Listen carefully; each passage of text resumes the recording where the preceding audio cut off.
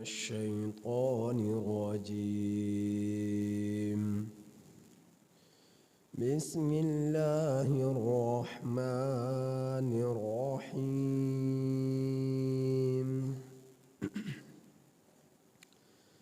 ولا يحسبن الذين كفروا أنما نملي لهم خير لأنفسهم إنما نملي لهم ليزدادوا إثما ولهم عذاب مهين. إنما نملي لهم ليزدادوا إثما ولهم عذاب مهين. ما كان الله ليذر المؤمنين على ما أنتم عليه حتى يميز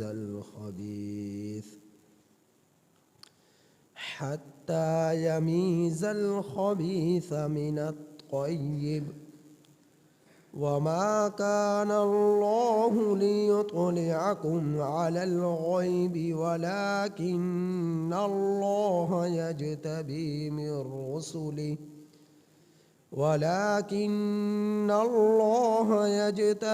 من رسله من يشاء. فآمنوا بالله ورسله وإن تؤمنوا وتتقوا فلكم أجر عظيم. ولا يحسبن الذين يبخلون بما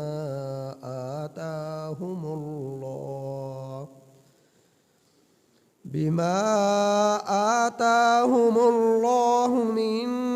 فضله هو خيرا لهم بل هو شر لهم. سيطوقون ما بخلوا به يوم القيامة ولله ميراث السماوات والأرض والله بما تعملون خبير.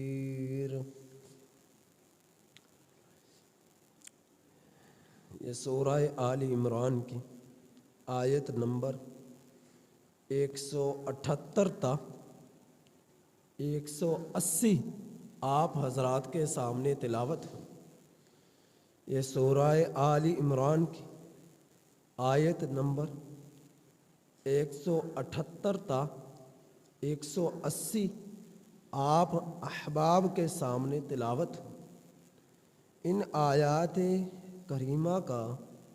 ترجمہ یہ ہے: وَلَا يَحْسَبَنَّ الَّذِينَ كَفَرُوا، اور ہرگز گمان نہ کریں وہ لوگ جنہوں نے کفر کیا، انما نملی لہم، بے شک ہم نے ان کو مہلت دی. انما نملی لہم، کہ بے شک ہم ان لوگوں کو مہلت دیتے ہیں، خیر بہتر ہے، لِأَنفُسِهِمْ ان لوگوں کے لیے، ان کی جانوں کے لیے. انما پختہ بات ہے، نملی لہم ہم ان لوگوں کو مہلت دیتے ہیں، لیزدادوا اثما تاکہ یہ لوگ اور زیادہ گناہ کما لیں.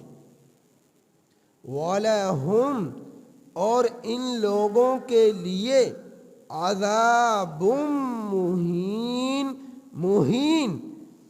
ذلیل کر دینے والا، دائمی، مہین،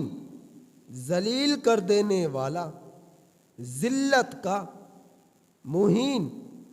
دائمی عذاب ہے، اور ان لوگوں کے لیے دائمی عذاب ہے، اور ان لوگوں کے لیے ذلیل کر دینے والا عذاب ہے۔ ما کان اللہ، اور نہیں ہے اللہ ایسا، لیذرل کہ چھوڑ دے مؤمنین مومنوں کو اس بات پر، علی ما انتم علیہ اس حالت پر کہ جس حالت پر تم لوگ ہو۔ اللہ ایسا بھی نہیں ہے کہ چھوڑ دے مومنوں کو اس حالت پر کہ جس حالت پر تم لوگ ہو، حتیٰ یہاں تک کہ یمیز الخبیث جدا کر دے، الگ کر دے، خبیث کو، ناپاک کو، پلید کو، من الطیب پاک سے، پاکیزہ سے، طیب سے۔ وما کان اللہ، اور اللہ نہیں ہے، لیطلعکم کہ وہ مطلع کر دے، اطلاع کر دے تم لوگوں کو، علی الغیب غیب پر،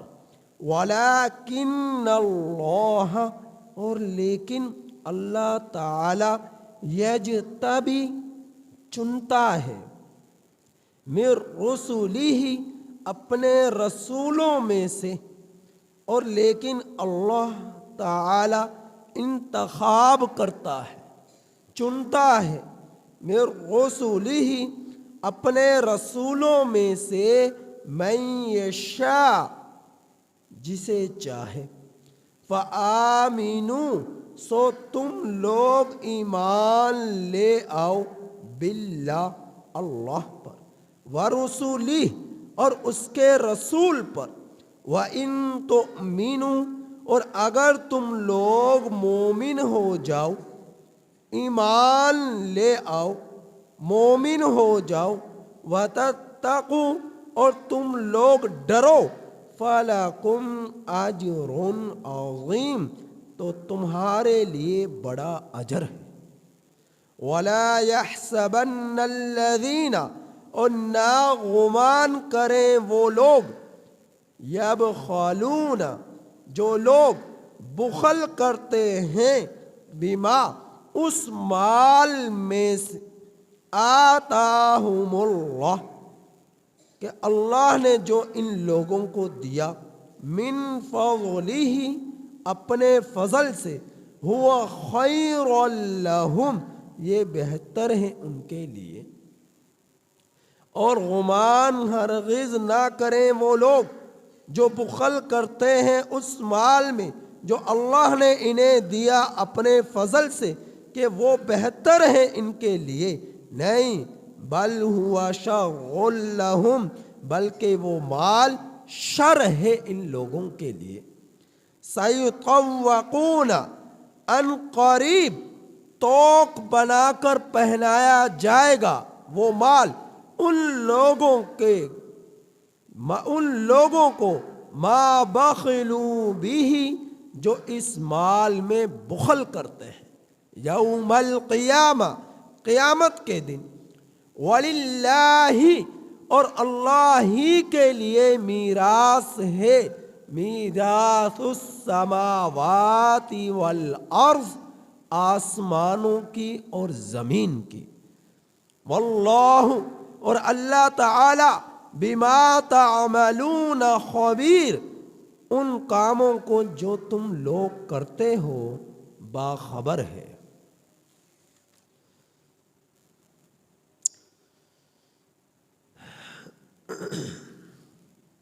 ان آیات کریمہ میں میرے رب نے کافروں کے ایک فعل قبیح کا ذکر کیا کہ جس کے ذریعے سے کافر لوگ مسلمانوں کو، جو کمزور قسم کے مسلمان تھے، سادہ قسم کے مسلمان تھے، ان لوگوں کو بہکانے کی کوشش میں لگے رہتے، مغالطے میں ڈالنے کی کوشش میں لگے رہتے۔ اور میرے رب نے ان آیات کریمہ میں ان لوگوں کے ذکر کیا کہ جو لوگ مال کی کثرت کے باوجود انفاق فی سبیل اللہ نہیں کرتے، بخل کرتے ہیں اللہ کے راستے میں، زکوٰۃ، عشر، صدقہ فطر وغیرہ نہیں نکالتے، تو ایسے لوگوں کے لیے اللہ جل جلالہ نے ان آیات کریمہ میں وعید بیان فرمائی ہے۔ پہلی آیت کریمہ جس کے اندر اللہ رب العزت نے کافروں کے فعل کبھی کا ذکر کیا، اصل میں ہوا یہ تھا، چونکہ آپ حضرات سنتے چلے آ رہے ہیں غزوہ احد کا ذکر کئی رکوعوں سے، تو غزوہ احد میں مسلمانوں کو جو شکست ملی، اس کے بعد مسلمانوں کو جو پریشانی کا سامنا کرنا پڑا، شہادتوں کا نذرانہ پیش کرنا پڑا، زخمی ہوئے، خون بہا، اور جو ہے یہ جو پریشانی آئی ایک بہت بڑا غم اور پریشانی تھی۔ تو جو کافر لوگ تھے انہوں نے سادہ مسلمانوں کو یہ بات کہنا شروع کی کہ تم لوگ کہتے ہو کہ ہم سے ہمارا رب راضی ہے، اور ہم لوگ جو کافر ہیں ہم سے اللہ رب العزت ناراض ہے، اور ہے بھی یہ سچی بات کہ ایمان والوں سے اللہ تعالیٰ راضی ہے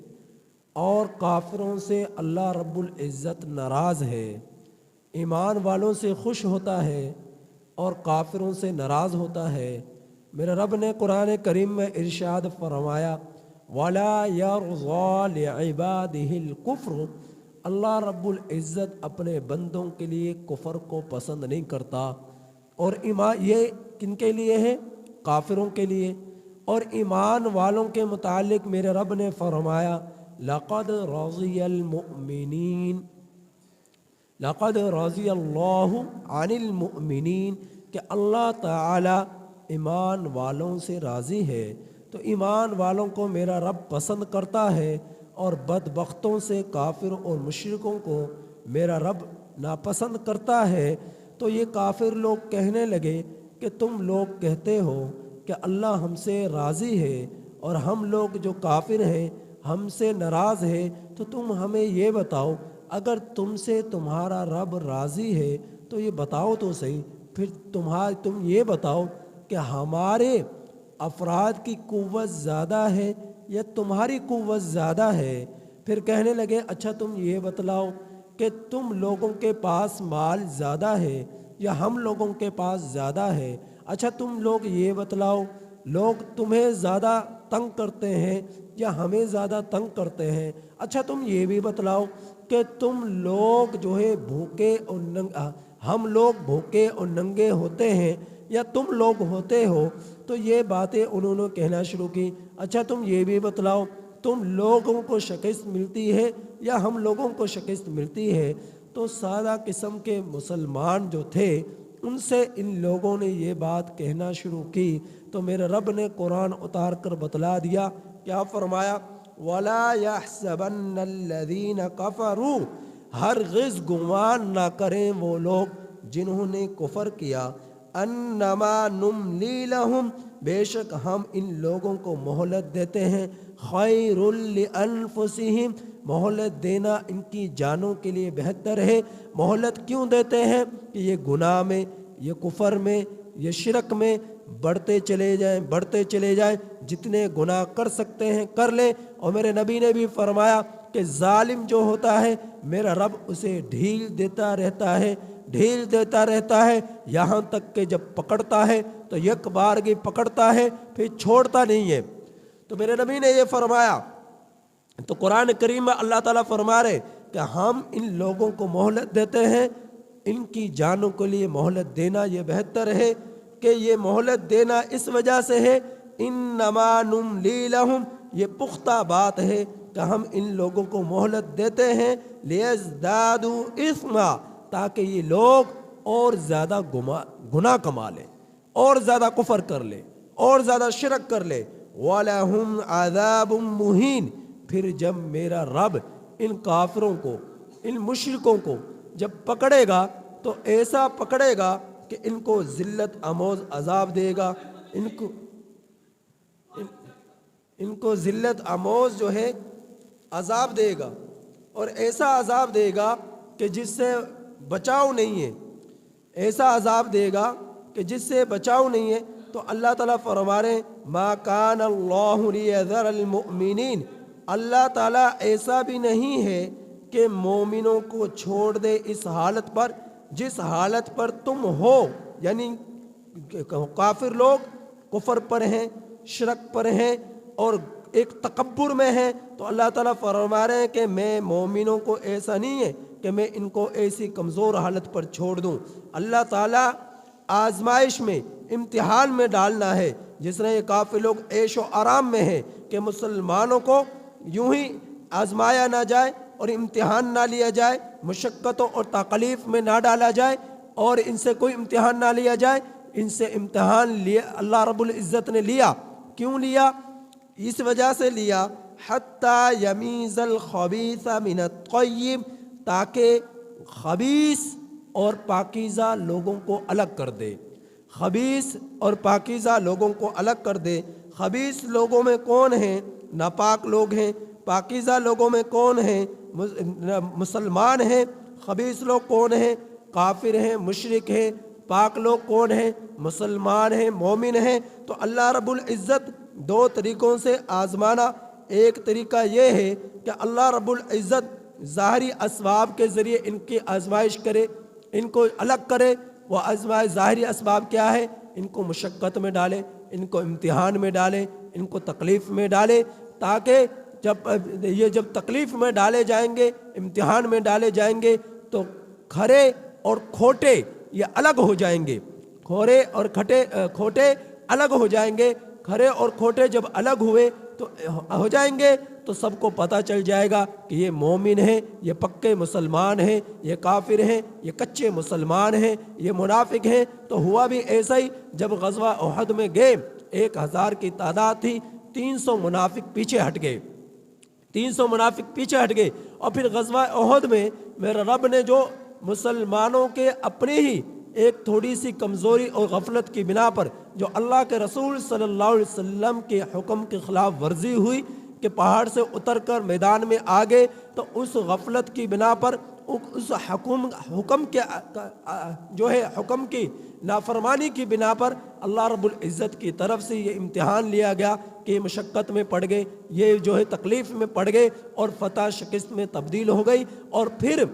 دوسرا امتحان اس سے پھر آیا کہ تکلیف میں ہیں، زخمی ہیں، شہداء کی لاشیں پڑی ہوئی ہیں۔ اور پھر جب خبر ملی کہ حمراء الاسد پر کافروں نے پڑاؤ ڈالا ہوا ہے، دوبارہ حملے کا ارادہ کر رہے، تو اللہ کا رسول صلی اللہ علیہ وسلم نے تمام مسلمانوں کو جمع کیا، اور تمام مسلمانوں کو جمع کرنے کے بعد دوبارہ لڑنے کے بارے میں بتلایا۔ تو مسلمان جو پکے تھے، تھکے تھے، اور جن کا ایمان مضبوط تھا، انہوں نے بغیر چونچا کیے بغیر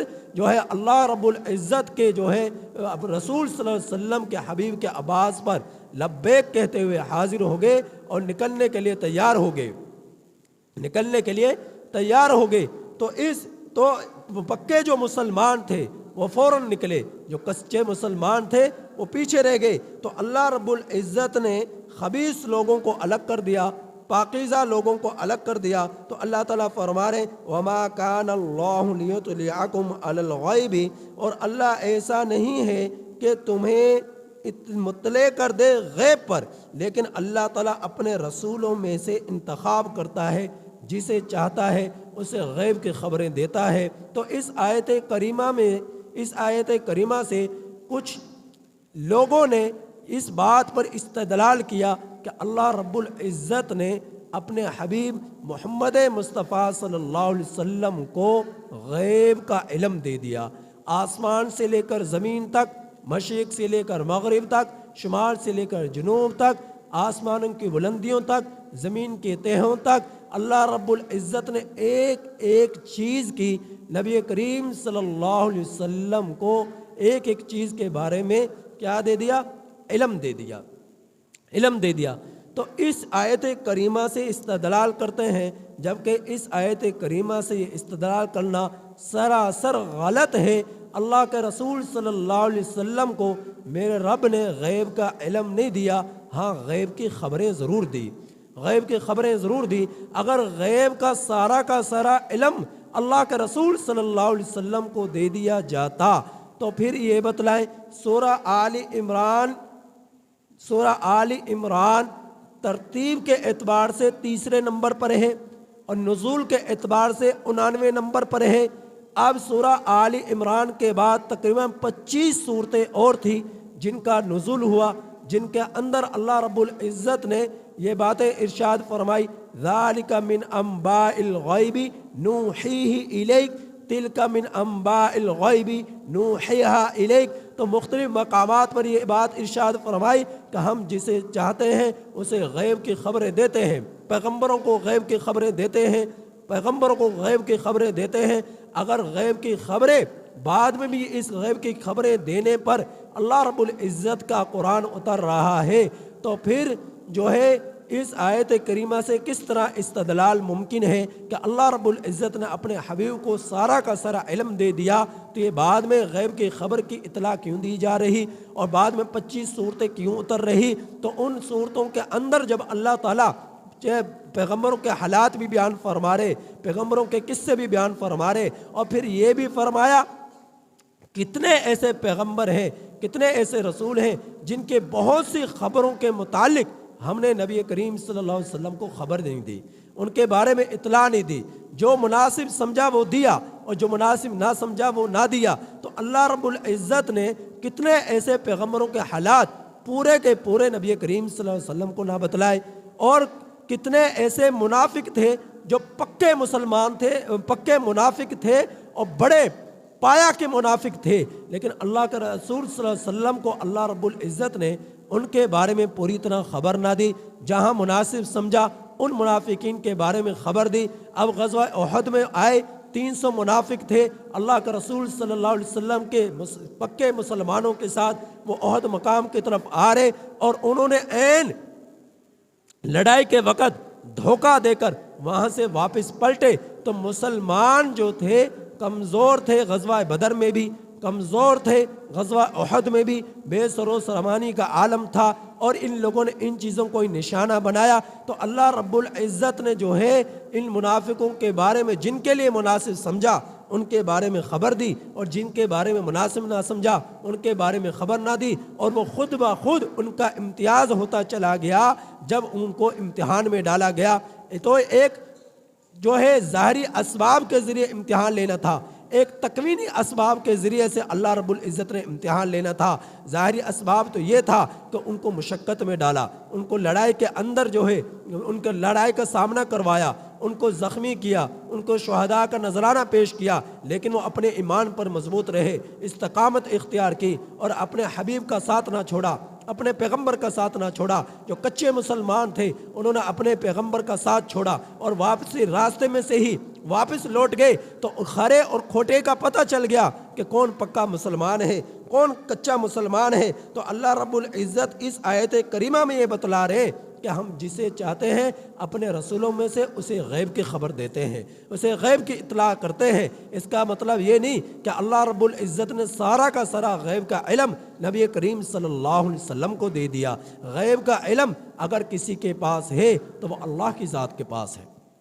وہ اللہ کی ذات کے پاس ہے۔ اللہ کی ذات کے علاوہ کسی کے پاس غیب کا علم نہیں۔ اللہ رب العزت غیب کی باتوں کی خبر اپنے رسولوں کو دیتے، غیب کی باتوں کا علم اللہ رب العزت اپنے پیغمبر کو نہیں دیتے، خبر دیتے ہیں اپنے پیغمبروں کو۔ تو نبی کریم صلی اللہ علیہ وسلم کے لیے جتنا ضرورت سمجھا اللہ رب العزت نے اتنی باتوں کے بارے میں اطلاع دی، قیامت کے احوال بتلائے، قیامت کی نشانیاں بتلائی۔ اللہ رب العزت نے ایک ایک چیز کے بارے میں بتلایا، اور بہت ساری چیزیں ایسی ہیں جن کے بارے میں اللہ رب العزت نے خبر بھی نہ دی، جو ضرورت سمجھی وہ بتلایا۔ تو اللہ تعالیٰ نے اگلے آیت کریمہ میں یہ ارشاد فرمایا،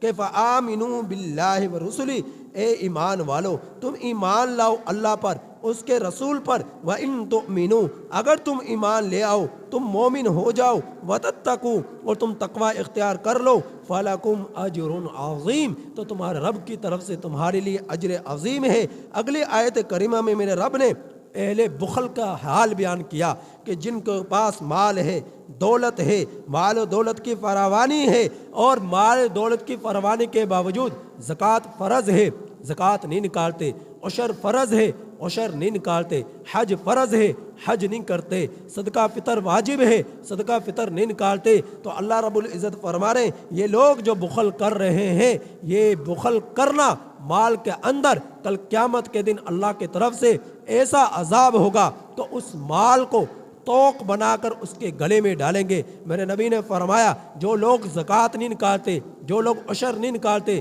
جو اللہ کے راستے میں خرچ نہیں کرتے، صدقہ خیرات نہیں نکالتے، صدقہ فطر ادا نہیں کرتے، مال نصاب کے بقدر مال ہوتے ہوئے جو ہے حج نہیں کرتے، یا جو ہے استطاعت کے ہوتے ہوئے حج نہیں کرتے، مال کی وسعت کے ہوتے ہوئے جو ہے زکوٰۃ نہیں نکالتے، عشر نہیں نکالتے، تو اللہ کا رسول صلی اللہ علیہ وسلم کا فرمان ہے کل قیامت کے دن ایک گنجا سانپ اس کے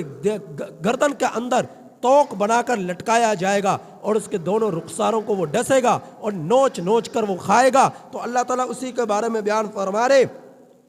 کہ ہرگز گمان نہ کریں وہ لوگ جو بخل کرتے ہیں اس مال میں جو اللہ نے ان کو دیا اپنے فضل سے، کہ یہ بہتر ہے ان کے لیے کہ مال مجھے زیادہ مل گیا۔ جو ان کافروں نے یہی بات کہی تھی نا، مال ہمارے پاس زیادہ ہے یا تمہارے پاس، افراد کی قوت ہمارے پاس زیادہ ہے یا تمہارے پاس، تو اللہ تعالیٰ فرما رہے مال کی کثرت ہونا یہ کوئی حق پر ہونے کی دلیل نہیں ہے، یا اللہ کے قریب ہونے کی دلیل نہیں ہے، اور جو ہے اللہ کے رضا کی دلیل نہیں ہے۔ اللہ تعالیٰ فرما رہے تم لوگ یہ سمجھتے ہو کہ مال کی فراوانی تمہارے لیے بہتر ہے، نہیں، ایسا نہیں ہے، بل هو شر لہم، بلکہ مال تمہارے لیے شر ہے، یہ مال تمہارے لیے شر ہے۔ سیطوقون ما بخلوا به یوم القیامہ، کل قیامت کے دن اس مال کو جو ہے توق بنا کر تمہاری گردنوں میں ڈالا جائے گا، جس طرح مفلر گردن میں لپیٹ کر